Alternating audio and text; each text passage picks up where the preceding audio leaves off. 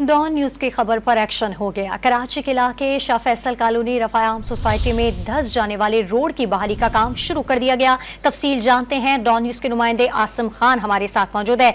आसिम बताइए, का काम शुरू कर दिया गया है, कब तक मुकम्मल हो जाएगा ये काम?